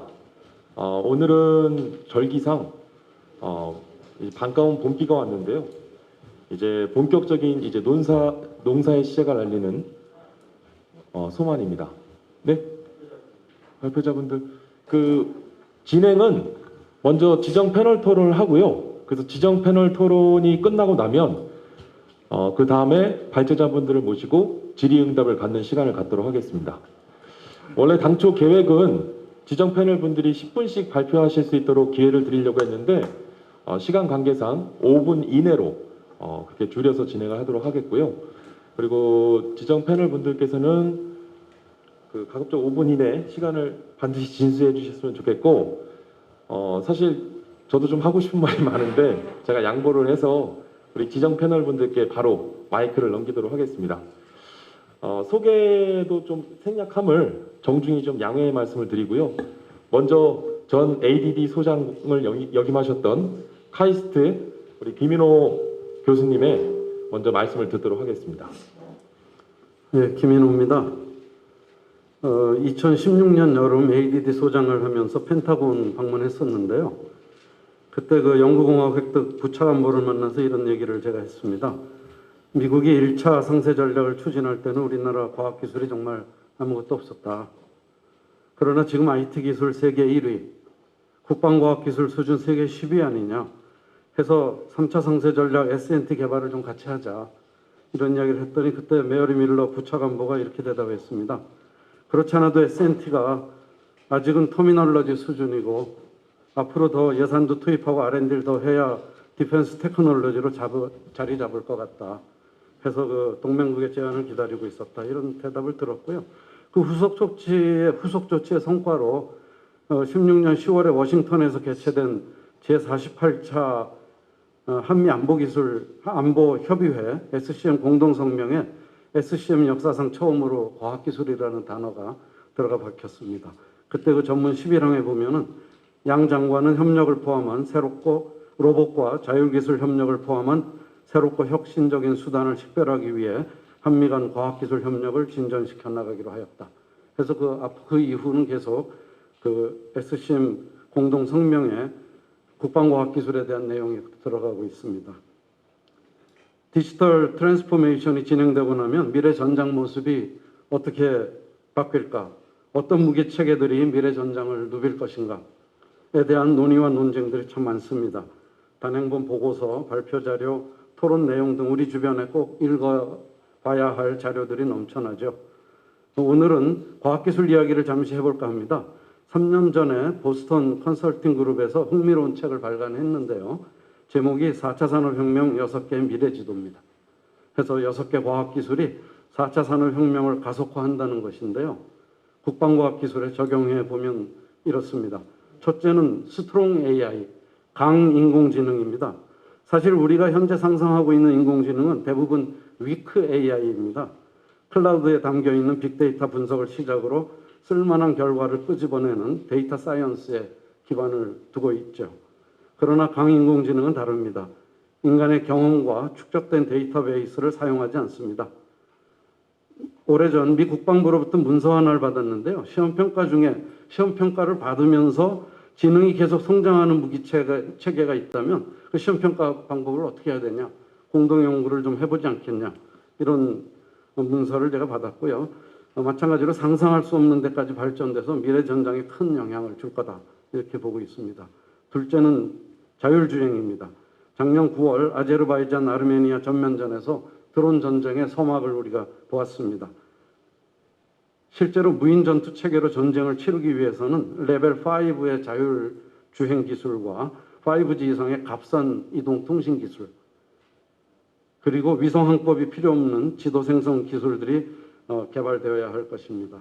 셋째는 음성 기반 플랫폼입니다. 여러 기업의 음성 비서가 이미 출시되어 있습니다. 미국 내 판매용 제네시스에도 2016년부터 알렉사를 탑재를 했습니다. 미래 병사 체계에도 당연히 알렉사와 함께 IOBT이라 불리는 전장 사물 인터넷이 탑재되고 보편화돼서 모든 무기 체계와 병사 체계를 포함한 플랫폼들이 서로 연결될 것입니다. 넷째는 블록체인입니다. 블록체인 기술은 오늘 김태현 중령께서 상세히 설명을 해주셨기 때문에 생략하겠습니다. 다섯째는 초고속 통신 기반의 가상 증강 융합 현실입니다. 이 기술은 다양한 국방 관련 전시회에서 이미 많이 소개되고 또 체험되고 있는 기술입니다. 앞으로 합성 전장 모의 훈련 또한 실기동 훈련을 완벽하게 대체하게 될 것입니다. 마지막 여섯 번째는 에드테크입니다. 민간 분야에서는 이미 빅데이터를 이용한 GDN 광고가 보편화되어 있습니다. 예를 들어 제가 베트남 여행을 하고 싶어서 검색을 해본 적이 있는데 하고 나면 제 컴퓨터 켤 때마다 윈도우 화면에 동남아 여행 광고들이 자동으로 뜹니다. 작년 11월에 이란 핵개발 주역 파크리자대가 테헤란 인근에서 차량 이동 중에 암살되지 않았습니까? 같은 차 내에 부인은 바로 옆에 앉아 있었는데 상처 하나 입지 않았습니다. 인공지능과 안면 인식 기술이 사용되었다고 합니다. 데이터 사이언스입니다. 우리도 서둘러 데이터 사이언티스트들을 양성을 해야 할 것입니다. 이런 디지털 혁신 국방과학 기술들이 지배하는 미래 전장은 분산되어 있는 모든 전력을 연결하여 활용하는 네트워크 중심전을 넘어 데이터 중심전으로 옮겨가게 될 것입니다. 이때 모든 자원이 분포되어 있는 공간은 지해공, 우주, 사이버, 전자기의 6차원 공간이 될 것입니다. 끝으로 디지털 혁신은 새로운 과학기술 개발과 적용만으로는 되지를 않습니다. 조직과 구조, 서비스, 문화까지, 특히 리더십의 생각까지 다 바꿔야 혁신 달성이 가능할 것입니다. 특히 기업의 디지털 혁신은 제품 개발에서부터 생산 운영에 이르는 전 과정에서 업무 전환과 경영 혁신을 요구하고 있습니다. 오늘 카이와 다소 시스템 코리아에서도 강조하셨습니다마는 다른 방산 기업들도 마찬가지입니다. 사용자 맞춤형 무기 개발에 제조 과정 데이터 관리를 더하는 데이터 혁신을 통해서 글로벌 시장 점유율을 높이기 위해서는 부단한 노력이 필요하다고 생각합니다. 네, 고맙습니다. 예, 말씀 감사합니다. 우리 김인호 소장님께서는 우리 방위산업, 특히 이제 국방의 영역에서 방위산업의 디지털 트랜스포메이션에 대한 중요성을 거듭 강조해 주신 것 같습니다. 뭐 세계의 동향과 그리고 뭐 미국의 사례에 대해서 또 중점적으로 말씀해 주시면서 좋은 말씀해 주신 것 같고, 다음은 명지대학교 류현승 교수님 말씀 듣도록 하겠습니다. 네, 안녕하세요. 저는 명지대학교 컴퓨터공학과에 있는 유현승이라고 합니다.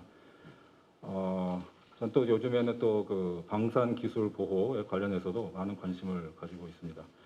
오늘 주제는 이제 디지털 혁신이고요. 이제 디지털 뉴딜, 그래서 방산 분야 디지털 혁신인데요. 사실 이 디지털 혁신은 사실 새로운 이슈는 아닙니다. 되게 오래된 얘기고, 디지털 트랜스포메이션 이런 거는 이미 방산 분야뿐만 아니라 모든 산업과 사회 전반에 이미 진행이 되고 있는데요. 그러나 이제 디지털하지 않으면 이제 생존할 수 없는 이런 시대가 되고 있고, 우리 방산과 국방 분야도 디지털화 돼가고 있는 것 같습니다. 우리 앞에서 소장님께서 제가 하고 싶은 얘기를 다 해버리셔가지고 그래서 사실 제가 어저께 밤에 좀 고민하면서 이제 생각을 했는데, 그래서 세 가지하고 그냥 플러스 알파 정도 좀 말씀을 드리고 싶습니다. 세 가지는, 첫 번째는 업무 프로세스의 디지털 혁신이 있고요. 두 번째는 데이터의 디지털 혁신이 있고, 세 번째는 그런 것을 사용하는 사람의 디지털 혁신이 있는 것 같습니다. 그러니까 첫 번째 업무 프로세스의 디지털화 그리고 혁신은 앞에서 계속 발표한 내용이기 때문에 잘 아시리라 생각을 하고, 그런 업무 프로세스를 통해서 생산성이 향상이 되고 일정이라든가 예산 이런 것들이 절감이 되는 아주 좋은 효과가 있습니다. 두 번째는 이제 그러니까 데이터의 디지털화 그리고 혁신인데요. 우리 이제 그런 프로세스를 통해서 생산되고 유통되는 비밀 정보뿐만 아니라 모든 이제 유용한 그런 이제 데이터들이 디지털화되고 있는데, 기존에 이제 문서로만 유통되던 것이 이제 디지털화되고 있습니다. 여기엔 두 가지 제가 이제 생각해보고 싶은 게 있는데요. 특히 이제 앞에 그 획득 정보 체계에서 이제 문서를 이제 디지털화 한다고 했는데, 앞으로 이제 생산되고 유통되는 것은 디지털화 되겠지만, 그동안에 이제 있어왔던 문서들, 그건 어떻게 디지털화 할 것인가. 이거 예전에 도서관 전산화 때 생겼던 문제인데요. 도서관에 그 서구에 꽂혀있던 책들을 전부 디지털화 한다고 해서 스캐너 가지고 스캔하고 이미지화해서 이제 다 목록 만들어서 그 도서관 전산화 하던 시절이 있었습니다. 그런 문제가 여기서 좀 생각이 났고요. 또 하나의 이제 데이터의 디지털화에서 문제는 이제 이 데이터를 어떻게 공유를 잘 할 것인가, 그리고 그런 이제 여러 가지 데이터들이 이제 모일 텐데, 그런 연동하고 융합이 될 텐데, 그런 데이터들을 이제 잘 활용을 해야겠죠. 그래서 어떻게 활용할 것인가. 빅데이터, 클라우드 뭐 이런 얘기들 하는데, 그런 이제 빅데이터가 모이고 그걸 어떻게 이제 AI를 접목해서 우리가 정말 유용하게 잘 활용할 수 있게 만들 것인가. 데이터의 활용적인 측면. 그런 문제들이 앞으로 계속 해결해야 되는 문제인 것 같습니다. 세 번째는 이제 사람의 디지털 혁신인데요. 이런 이제 업무 프로세스하고 거기 유통되는 데이터가 디지털화 되더라도 사람이 아날로그로 있으면은 그것이 좀 무용지물이라고 생각합니다. 극단적인 예로 우리 좋은 스마트폰이 나오더라도 컴맹인 분한테 스마트폰을 주더라도 잘 사용할 수가 없는 거죠. 그래서 최근에 이제 아시다시피 미국에서도 그 오바마 대통령 때인데요, 초중고등학교에 코딩 교육을 시작을 했습니다. 그래서 우리나라도 이제 그 무렵에 초중고등학교에 코딩 교육 과정을 도입을 했고, 최근에는 이제 대학교에서도 전 신입생들을 대상으로 뭐 인문 뭐 전공이든 뭐 이공 전공이든 상관없이 코딩 교육을 전 학생을 대상으로 하고 있습니다. 이것을 왜 이렇게 하느냐? 사람을 디지털화하려고 하는 거라고 저는 생각합니다. 그래서 이제 이 디지털을 하지 않으면은 디지털 디바이드라고 해서 이제 더구나 글로벌 이 시대에 경쟁에서 이제 낙오가 되고 어떤 빈부의 그 격차가 벌어지면서 어떤 빈곤화되는 이런 식으로까지 가는 이런 문제가 발생하기 때문에 이제 디지털을 모르면 안 된다는 이런 시대가 가는 거죠. 그래서 이제 사람을 그럼 어떻게 디지털할 것이냐? 뭐 아까 말씀드렸듯이 이제 그 초중고하고 이제 대학생에서는 이제 코딩 교육하면서 이제 디지털화하고 있는데 이건 1020 세대이고요. 여기에 계시는 많은 분들 저를 포함해서 어떻게 이제 디지털화할 것인가 하는 문제가 있는 것 같습니다. 그래서 이제 결국은 그 조직, 아까 우리 소장님께서 말씀하셨지만 그 조직의 어떤 리더와 그다음에 그 임직원들이 이제 바뀌어야 되고, 그러기 위해서는 그 결국은 리더십의 문제가 중요한 것 같다고 생각합니다. 그 조직을 디지털 혁신을 해야 되고, 심지어는 그 평가 성과 지표를 디지털 인덱스라는 거 예를 들면 그런 거 만들어서 그 임직원들 평가할 때 이 사람들이 어떻게 디지털하고 그 노력을 하는가 이런 걸 평가를 하면서 시스템이 바뀌지 않으면 사람이 바뀌지 않는다, 이런 생각도 좀 극단적으로 좀 해봤습니다. 이 세 가지 하다 플러스 알파가 있는데요. 오늘 사실은 이제 주제는 이제 디지털 뉴딜이고 뭐 디지털 혁신이지만 사실은 디지털을 이제 뛰어넘어야 된다. 그 알파는 뭐냐면 이제 AI라고 생각합니다. 인공지능, 그러니까 AI 뉴딜이 돼야 되고 AI 혁신이 돼야 된다. 저는 그렇게 생각을 합니다. 모든 곳에 이제 컴퓨터가 들어가고 3월 인터넷 시대가 오고 있고요. 아시다시피 우리 뭐 무기 체계도 전부 무인화되고 가고 있습니다. 그리고 이제 이런 제품뿐만 아니라 우리 모든 곳의 서비스 그리고 사람까지도 이제 그렇게 돼가고 있는데, 그래서 이제 AI로 변환해야 된다 이제는. 그래서 앞으로 이제 2045년이 되면 뭐 특이점이 온다. 이런 말씀 이제 들어보셨을 것 같습니다. 특이점이라는 것은 인공지능이 이제 우리 모든 사람의 지능을 뛰어넘는 시대가 온다. 그게 앞으로 20년 후라고 이제 예상이 되고 있는데요. 우리 거기에 대비하기 위해서는 이제 디지털 혁신이 아니고 AI 혁신이 돼야 되는 이런 이제 우리 방산 분야, 국방 분야도 데이터를 잘 활용하고 AI를 접목해서 이제 AI로 혁신해야 되는 이러한 것이 이제 필요하지 않을까라고 좀 생각을 해봤습니다. 네, 이상입니다. 우리 류현승 교수님께서는 이제 명지대학교 컴퓨터공학과 교수님이신데요.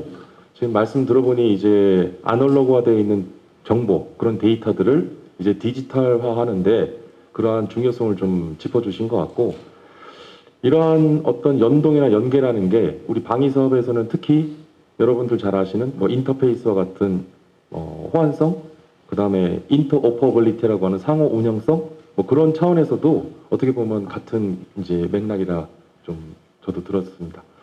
아무튼 말씀 감사드리고요. 이어서 조선일보 유영원 기자님 말씀 듣도록 하겠습니다. 네, 안녕하세요. 유영원입니다. 제가 사실 가장 모르는 분야 중에 하나가 이 디지털 혁신 분야였는데 오늘 아주 세미나 통해서 많이 배웠고 아주 유익했습니다. 저희 회사를 포함해서 사실 지금 한국 언론에서도 화두가 소위 이 디지털 혁신인데요. 이 디지털 혁신이 이루어지지 않으면 이제 언론사들도 살아남을 수 없다, 이런 상당한 위기의식을 갖고 이제 접근을 하고 있는데, 저도 사실은 뭐 웹사이트를 20년 동안 운영해오고 있지만 거의 컴맹 수준이어서 상당한 스트레스입니다. 아마도 군에서도 제가 볼 때 여기에 계신 분들은 어느 정도 이해와 공감대를 갖고 계시겠지만 아마 군 수뇌부를 포함해서 상당히 이 부분에 대해서 잘 모르시기도 하거니와 조금 일종의 이제 장벽 비슷한 그러한 것을 갖고 계신 이제 그러한 상황이 지금 이 현실인 것 같은데 제가 볼 때 하여튼 이런 세미나를 통해서 그런 인식을 바꿀 수 있는 좋은 계기가 될 수 있지 않을까 그렇게 생각이 듭니다. 특히 우리 이유로 상무님께서 KF21 사례를 말씀해 주셨는데 저도 운 좋게 지난달에 출고식을 갔었습니다. 근데 많은 분들이 이러한 그 4.5세대의 고성능 전투기를 그 원래 계획대로 조금도 스케줄에 늦지 않게 이렇게 성공적으로 출고할 수 있었던 기적이다 이런 말씀을 하셨는데 사실 선진국에서도 신형 전투기 개발할 때는 계획보다 늦어지는 경우가 많지 않습니까? 그래서 저도 좀 그런 면에 상당히 궁금하기도 했었는데 오늘 이상문인 그 발표를 듣고 보니까 여기에는 디지털 이런 혁신이 결정적인 역할을 하지 않았나 이런 이제 생각이 좀 들었습니다. 개인적으로 앞으로 우리가 여러 가지 이제 그 우리 김인호 소장 계시지만 ADD에서 통일 이후에도 대비한 여러 가지 우리 그 전략 무기들을 많이 개발한다고 그럽니다.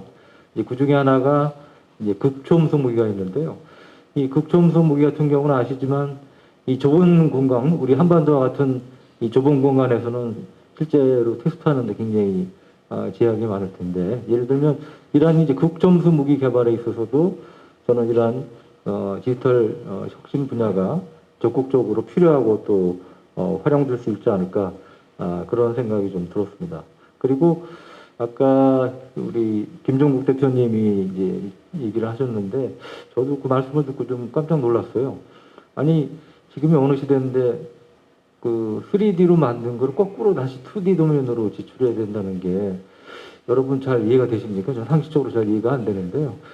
마침 우리 방위사업청이 실세이신 우리 성공자님이 계시니까 이 방사청에서도 좀 전향적으로 이 부분에 대해서는 좀 검토를 해주시면 좋지 않을까 이제 그런 생각이 듭니다. 그와 관련해서 제가 이제 간단히 질문 한두 개만 좀 드리고 싶은데요.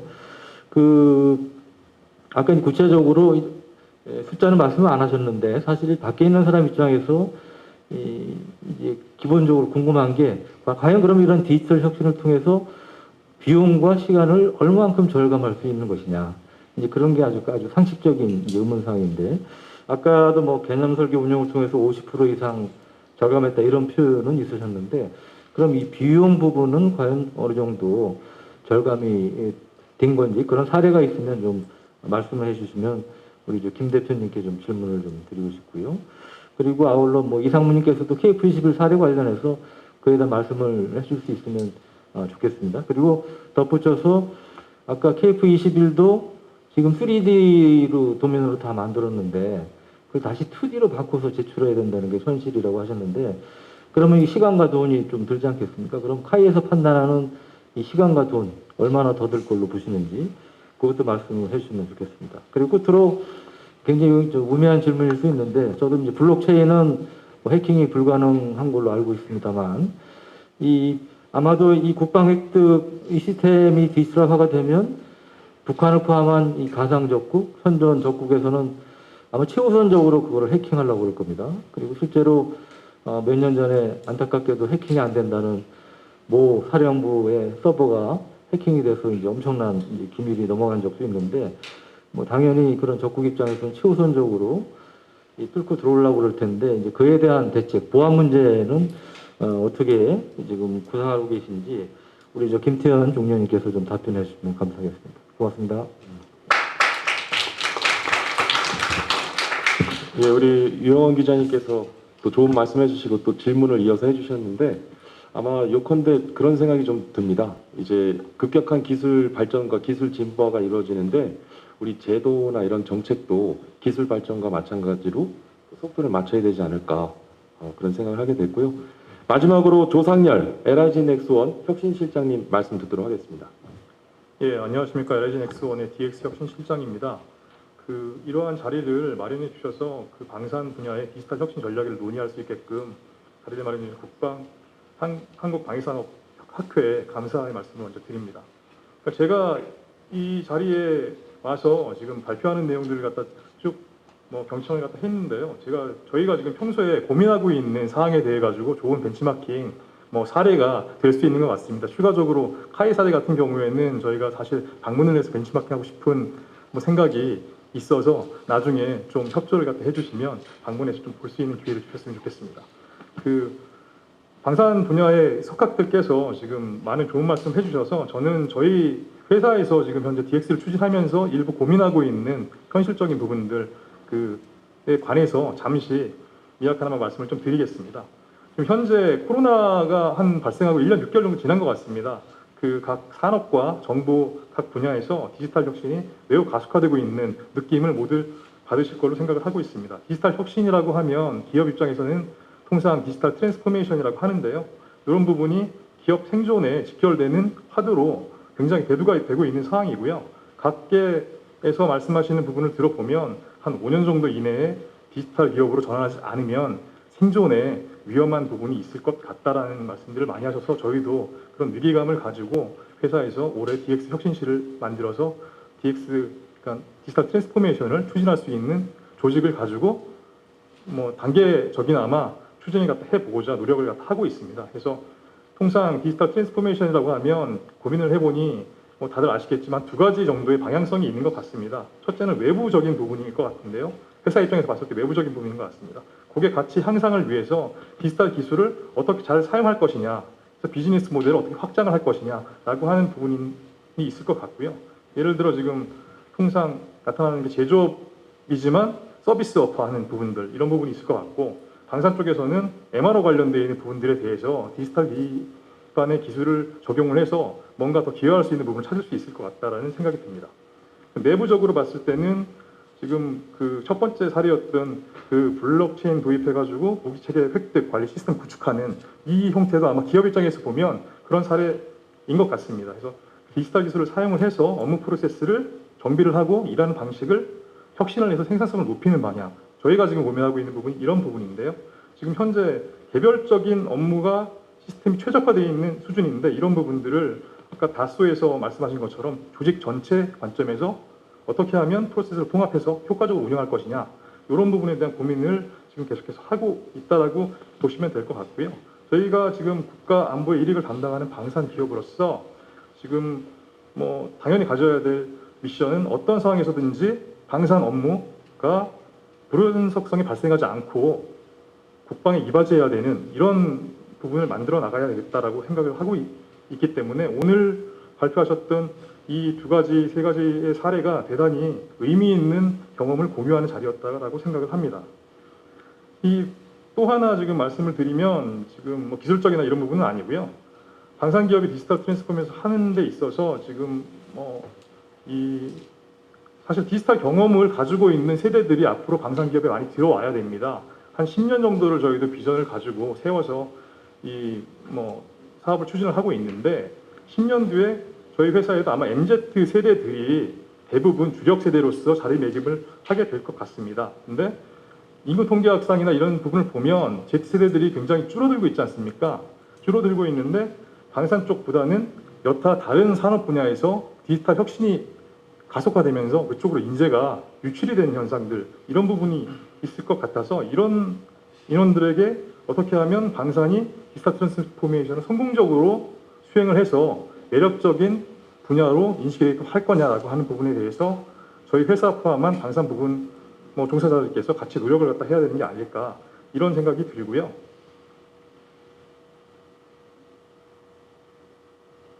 그리고 방산 쪽에서 디지털 혁신이 중요한 부분에 대해서 잠깐 말씀을 드리겠습니다. 지금 방위산업이 국가안보에 지대한 부분을 하고 있는 국가 기반 사업이지 않습니까? 그거 R&D 중심으로 수행되는 인재 기반의 지식산업이라고 생각을 합니다. 이러한 산업들을 우수한 인재들이 유입되어야 발전할 수 있다고 생각을 하고 있고요. 국가 정책상 아마도 글로벌 팔로워 입장이었던 것 같은데 앞으로는 리더로서의 도약을 추구하는 방향으로 정책을 수행을 하고 있지 않습니까? 그래서 글로벌화되고 있는 여타 한국의 주력 사업에 비해서 한국 경제에서 차지하고 있는 비중이 조금씩 방산이 줄어들고 있는 부분에 대해서는 어떻게 보면 수긍을 좀 할 수밖에 없는 것 같은데 수출 산업화를 위한 성장 동력화에 정부가 관심이 많은 것만큼 인재들이 저희 방산 분야에 들어올 수 있게끔 지원할 수 있는 지원책이나 이런 부분들에 대한 고려도 필요하지 않을까라는 생각이 듭니다. 그리고 마지막으로 이렇게 하기 위해서는 R&D 분야나 이런 부분에 있어서 방산 업체들이 조금은 효과적으로 일을 할 수 있는 환경이 구축돼야 된다라고 생각을 하고 있고요. 지금 보안이나 뭐 이런 측면들 이런 부분을 놓고 보면 저희가 좀 고민하고 있는 부분은 클라우드나 이런 부분을 좀 쓸 수 있는 뭐 방안을 좀 마련을 해서 아마 그 블록체인 도입한 무기 획득 관리 시스템도 클라우드 개념이라고 지금 생각이 되는데 잘 벤치마킹을 해서 이런 시스템들을 항상 업체도 도입을 할 수 있게끔 좀 지도를 해주시면 저희 보안 환경이나 업무 환경이 좀 더 좋아지지 않을까. 그러면 인재들이 더 많이 들어올 수 있지 않을까. 이런 생각을 좀 해봅니다. 이상으로 제 말씀은 마치도록 하겠습니다. 예, 이루 실장님 말씀 감사합니다. 그 기술이 발전하면서 사실 디지털 혁신을 이루는데 단순히 기술 분야에만 혁신이 일어날 게 아니라 우리가 이제 정책 제도, 뭐 사업 관리 방식, 뭐 시험 평가에 있어서의 모든 전반적인 어떤 그런 혁신도 함께 도모돼야 될 것이다. 뭐 그러한 내용으로 좀 받아들여졌고요. 지금 시간 관계상 지금 굉장히 시간이 촉박한데 앞서 발표해 주신 발제자 세 분은 일단 연단으로 올라와 주시면 감사하겠습니다. 아까 유용원 기자님께서 질문하셨던 질문 내용에 대해서 정말 짤막하게 한 줄 내지는 두 줄 정도 코멘트를 좀 해주시도록 하고요. 그리고 플로어에서 두 분만 질문을 받도록 하겠습니다. 우리 사무국장님께서 마이크를 발언을 희망하시는 분께 마이크를 전달해 주시면 감사하겠습니다. 먼저 아까 유용원 기자님께서 질문하신 내용 다시 한번 좀 정리를 짧게 질문을 다시 해주시면 바로 발제자분들께서 답변해 주시면 감사하겠습니다. 예, 우리 첫 번째 김태현 중령님께는 이제 보안 문제 여쭤봤고요. 또 두 번째, 세 번째 발표하신 분들께는 그 시간과 비용을 얼마만큼 절감할 수 있는가 그걸 여쭤봤습니다. 네. 우선 보안 관련해서 말씀드리겠습니다. 현재 보안이 가장 큰 이슈죠. 저희가 비밀을 다루는 체계이기 때문에 먼저 시스템을 구성하면서 안보지원사하고 계속 지속적인 협조를 통해서 시스템에 관한 승인을 받았습니다. 첫 번째 간단히 설명을 드리면 비트코인 같은 경우에도 어떤 그 암호화된 어떤 비밀번호를 잊어버리면 절대 아무도 접근할 수 없잖아요. 저희 체계도 제가 아까 슬라이드에서 설명을 드렸듯이 사용자가 보안 모듈 저희가 여기 조그만한 그 우리 키를 가지고 키가 없으면 우선 접근을 할 수가 없습니다. 그래서 그 사용자 1200명들에 대해서는 보안 키를 다 각자 관리하고요. 만약 보안 키를 뚫고 누군가가 해킹해서 들어오게 된다면 블록체인 기술을 통해서 그 서버에 접근했을 때 모든 자료들이 이렇게 유출이 됐을 때 조각조각 유출이 되기 때문에 저희 그 보안 문서상에 개요라든지 아니면 마지막 그것만 이렇게 볼 수 있을지 몰라도 전체 내용을 볼 수가 없습니다. 제목이 어떤 건지 어떤 무기 체계인지를 모르는 그런 체계가 되겠고요. 만약에 이제 우리 승인자가 우리가 봐야 되는 사람은 봐야 되잖아요. 그래서 보안 모듈을 통해서 들어온 그 사용자 같은 경우에 어떤 비밀 관련된 내용을 보고 싶으면 신청을 하게 됩니다. 그러면 그 비밀을 관리하는 책임자가 승인을 해줘야지만 그걸 볼 수 있는 거지 그냥 들어가서 이렇게 볼 수 있는 체계는 아닙니다. 그래서 여러 가지 방면으로 우리가 보안 시스템이 구성이 되어 있고 현재 안보지원사에서도 승인한 상태입니다. 이상입니다. 네, 두 가지 제가 말씀드리겠습니다. 도면 2D 하는데 얼마나 들었냐라고 말씀하셨는데요. 사실은 계산 한정을 놓고 제가 라프하게 생각해 봤는데 약 13,800장이니까 장당 한 15시간, 15맨 아워가 들어간다고 하면은 대략 한 80에서 90맨 이어가 되지 않을까. 그래서 대략 원 매니어 1억을 잡으면 한 100억에 육박할 걸로 예상을 하고 있습니다. 그냥 정확한 건 아니고 제가 나름 그냥 분석한 거고요. 그 다음에 두 번째는 디지털 엔지니어링을 적용을 하면 얼마나 세이브 되느냐라는 말씀하셨는데요. 사실 똑같은 조직을 with, without로 해서 평가하는 게 가장 정확한데 그것도 사실 리더십이라든지 맨파워이기 때문에 정확하게 비교는 사실은 불가능합니다. 제가 말씀드릴 수 있는 거는 우리가 사업이 10년이면은 대략 사업비를 연간 균등하게 사용한다고 하면은 1년이 지연되면은 비용이 10분의 1이 늘어나게, 네, 10년이면 10분의 1이 늘어나죠. 그래서 그런 걸로 비교할 수 있지 않을까요? 저희 프로그램이 대략 한 8조 원 되니까 1년이면 저희들이 한 8천억을 사용을 한다라고 보면은 늘어나는 것만큼 비용이 더 들어가지 않나라고 판단이 됩니다. 고맙습니다. 예, 답변 감사드립니다. 플로어에서 두 분만 질문을 좀 받도록 하겠습니다. 발언을 희망하시는 분 손을 들어주시면 감사하겠습니다. 질문 내지는 개인의 의견도 좋습니다. 두 분만 질문 받도록 하겠습니다. 없으십니까? 저를 도와주시는 것 같아서 감사드립니다. 미국의 경제학자이자 노동의 종말의 저자인 제레미 러프킨이 이런 말을 했습니다. 과거 전통적이었던 이제 블루 칼라 그리고 화이트 칼라와 같은 그런 노동자 계급이 이제 사라지고 이제 디지털 혁신과 디지털 발전의 급격한 진저로 인해서 초지식 정보화 사회가 대두될 것이며 그로 인해서 새로운 노동자 계급인 이제 실리콘 칼라가 등장할 것을 예견한 바 있거든요. 이제 앞으로 새로운 시대의 어떤 기준이나 표준을 의미하는 이제 뉴 노멀 시대에 있어서 이러한 디지털 혁신적 기술과 경제 그리고 국방이 아우러지는 그러한 뉴 디펜스 시대를 맞이할 수 있도록 우리 대한민국 방위 산업을 응원합니다. 오늘 발표와 그리고 지정 패널 토론까지 잘 이어질 수 있도록 협조해 주신 오늘 관계자분들께도 감사의 말씀드리고요. 긴 시간 함께 자리해 주신 장내에 계신 분들께도 감사의 말씀드립니다. 예, 이상입니다.